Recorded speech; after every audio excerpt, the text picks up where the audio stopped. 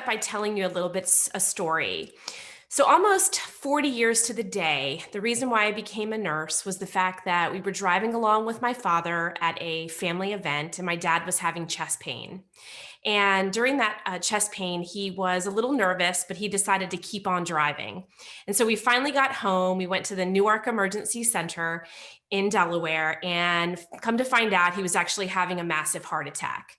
Well, unfortunately, they had to ship him directly, very quickly to the Christiana Hospital for him to have an emergency bypass surgery. It was a quadruple bypass.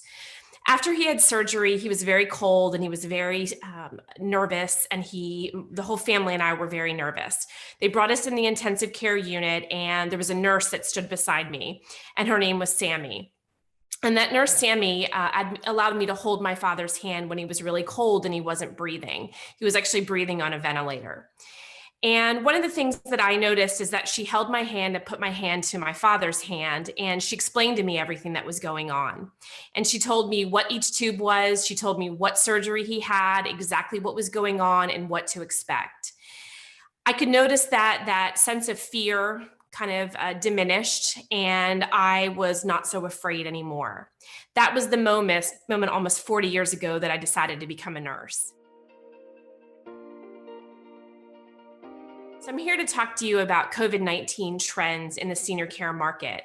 And I can tell you, it has absolutely been a complete whirlwind. I don't know about you, but I have felt like 2020, since about March 10th to 14th, it has felt to me like I have been chased by a tiger. It's been this constant fight or flight response. And I can tell you, as a business owner, we started our company, Blue Water Homecare, 3 years ago. And we are a non-medical home care agency that provides senior care services to keep seniors to age in place. We all were very shocked, and I know all of us that are on this call were shocked when all of this happened. I know when I went to Duke, and I'll tell you right now, it was probably the most difficult place that I ever worked. It challenged me both personally and professionally. Getting my master's degree did that as well. But I can tell you that working there definitely prepared me, and going to school there definitely prepared me for the pandemic. Even though we were all in complete shock, we were looking for information. I mean, I just think about it. We were on our phones. We were checking out Facebook. We were on CNN, NBC. We were on Fox News, anything we could get information. We were trying to, doing this 24/7. We were watching the COVID dashboards. We were seeing the numbers rising. Those of us that were home care agencies or in healthcare, we were trying to find personal protective equipment. Those of us that do non-medical home care, we had gloves, but we didn't have masks. We didn't have face shields. We didn't have eyewear. We didn't have any of those things. We were, scouring our friends. We were trying to figure out what to do. Our phones were ringing off the hook. The families were afraid. No one knew what to do. We as business owners were trying to educate. We were trying to protect. We were trying to calm our staff. They were scared to death. We were trying to calm our families that were afraid. And we were trying to focus on making sure that our clients got the proper communication. And I know that, it was really scary for us because sometimes we didn't know what to say. We didn't know what we didn't know, and we really didn't know what to say. We had a lot of clients during the pandemic. We lost about 15 clients within the first 3 weeks of the pandemic. Everybody was really afraid. One of the things that we did as business owners during COVID-19 in the very beginning is we decided to hunker down. And my husband and I, we both run the company together. We decided that we were going to protect our team. That was the first thing. I know a lot of people weren't able to provide services. They had to shut down their businesses quickly. We made a conscious decision as business owners that we wanted to lean into this, to embrace what was happening, and to protect our team. What that meant to protect our team was that we were not going to have layoffs. We made a determination that we were not going to lay off employees under no circumstances. In senior care, we're in a really fast-paced environment, and many of you are in technology, probably listening on this. That's a fast-paced environment too. We are very fast-paced when it comes to what clients and families need. I can tell you during the pandemic, in the very beginning, everybody did what most of us did, which was try to find toilet paper, try to find cleaning supplies, which was very challenging, finding cleaning supplies, figuring out if they could have Instacart. But then they think about these seniors that are potentially living, by themselves in a senior community. They didn't have anyone to go grocery shopping for them. They didn't have anyone to provide the things.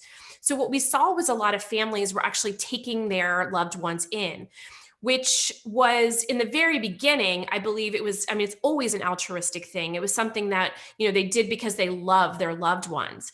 But what they found was they really weren't sure what they had gotten themselves into. So one of the things that we had to do is we had to do like a 90-day assessment. We had to look for opportunities within our business. We had to connect with our, people within our business in the senior care environment. We needed to find out what the seniors were needing and where those seniors had those needs. It was important that we were grounded in current reality. I'm going to say that again. We need to be grounded in our current reality. It's really easy to have shiny new objects come and ideas and things like that. In this business, it is very important of those of us that are business owners that you can't look at the shiny things. You have to look at, what is the current reality of your business?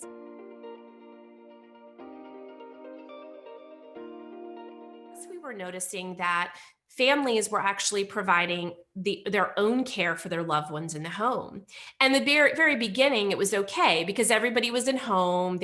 Everybody was sort of euphoric a little bit because they were, cleaning their homes. Their homes were really clean. They got to spend more time with their family. But as things progressed, the stress level went up. We know that there's actually been more senior abuse. There's been more, elder abuse. There's been more child abuse during COVID-19. And so what we found is that they had these ideas of what their loved ones would be like in the homes, and that really wasn't the reality.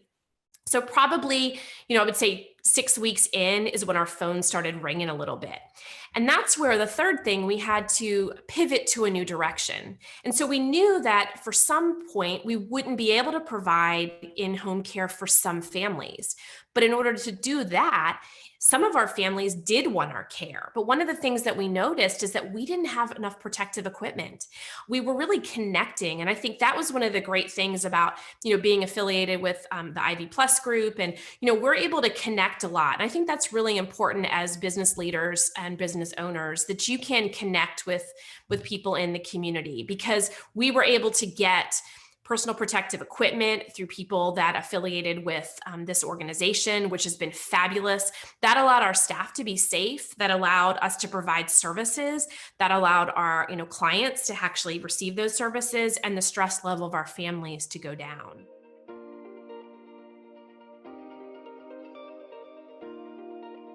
We hire certified nurses assistants, medical assistants, and caregivers. And with our business, most folks in our business don't actually have nurses on staff. And with our company, we do have nurses. So we actually have 2 nurses on staff. Our nurses are the ones that do the assessments. And so that's important because that's something where we're going to try to keep people in their homes, wherever that home may be, and not have them transition to a hospital.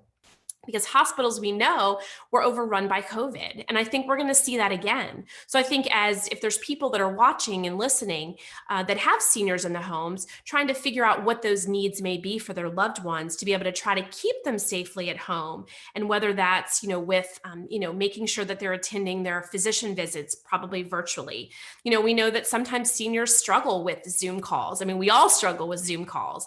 I know technology is an issue that we've all, had to deal with Zoom calls. And so it's even more challenging for our seniors because, we're used to computers, we're used to Zoom, but I think our seniors are not. And so just connecting that way is challenging for them. And we are seeing our seniors getting sicker. We are seeing our seniors coming home sicker. We're seeing them sometimes not go to their primary care doctor appointments because it's too difficult to go there. They're afraid. Their doctor's office is not doing any more in-person visits. We're seeing people that are not taking their medications, which is a very difficult thing. This can increase their risk of going to the hospital. So if you know a senior that needs help, it's important that you connect with them and see if they need extra resources. There's a lot of resources out there in our communities, and it's important that you connect with them.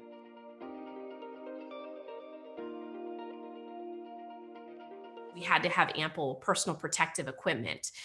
It's very scary to have people that live in a home, and you have someone coming into the home because they're very, very afraid of that. And so it's important that we had that enough personal protective equipment. I think the other thing is, and this is important for all businesses, is that hiring can't stop. And for us, we really had to like forge forward with hiring. That was very important. We had to do, all of our hiring via Zoom. And that's something that, we had never done before. And that was like a little bit of a challenge to begin. But I can tell you, it actually turned out to be a blessing because we were able to connect with people quicker. And then we were able to find people that maybe weren't a good fit quicker, unless because before they may have actually come into our offices.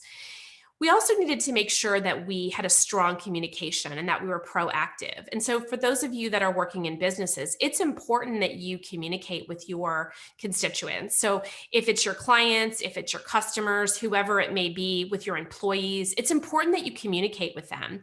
Communicate with them about what you're doing to keep them safe, what you're planning to do, and what your future is going to.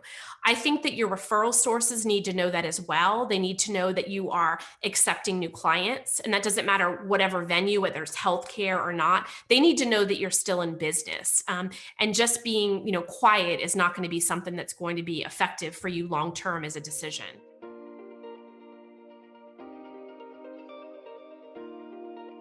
You need to think about and be intentional about what about customer engagement. So you need to talk about, what are those things for your customers that are most important to them? You need to have pulses. Do not assume that you know what your customer wants.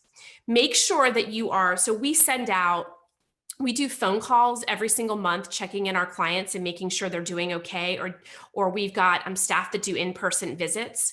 We also make sure that we do anonymous papers that we send to them for an assessment.